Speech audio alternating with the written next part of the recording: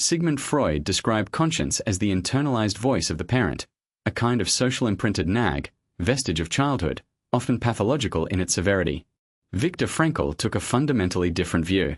He believed conscience was not, primarily, a residue of social training. It was something more interesting and more strange, the human capacity to intuit, in any given situation, what that situation uniquely required of you. Frankl called conscience the organ of meaning. In his framework, meaning was not an abstraction but a concrete requirement that emerged from particular situations.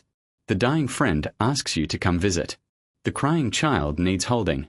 The injustice in the office asks for a response. In each case, what the situation asks is specific, contextual, and addressed to you.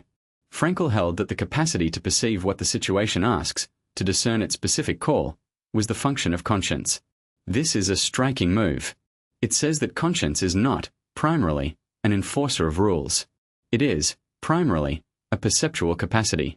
The person with a working conscience does not consult a list of moral injunctions. They perceive, in the encounter with a situation, what the situation calls for. The perception is often immediate and almost wordless. The morally serious person has fed and trained this perception over years. Frankl noted that conscience, like any perceptual capacity, could be more or less accurate. It could be silenced, distorted, or refined.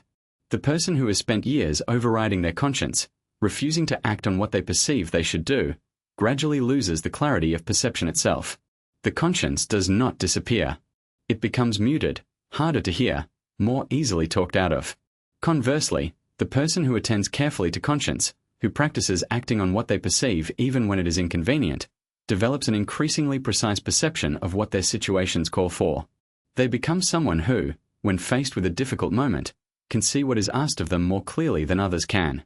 Frankl identified the unique characteristic of conscience as its concreteness.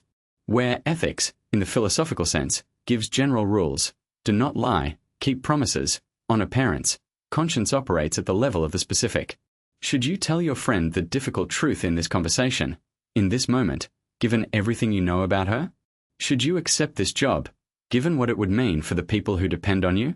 Should you confront your father about the issue that has gone unaddressed for 30 years, given what you suspect about his remaining health?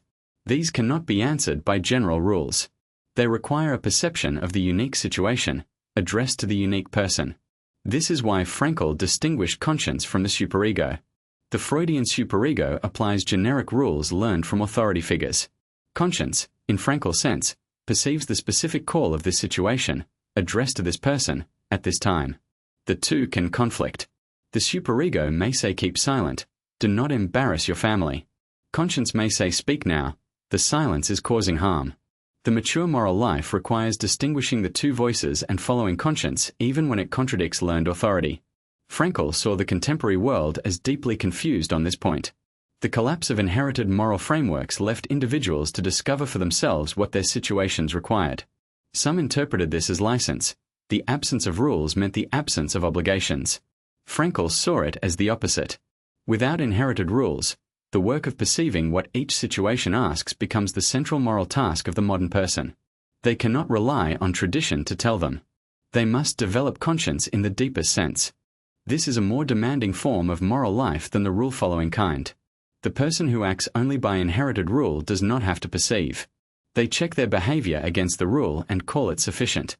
The person who acts by Franklian conscience must actually look at the situation, attend to the specific people and circumstances and possibilities, and discern what is being asked.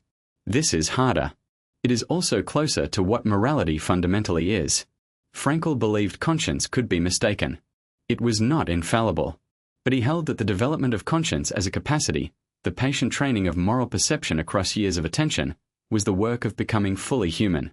The young person tends to follow rules or rebel against them. The mature person discerns what each moment of their life specifically requires, and answers.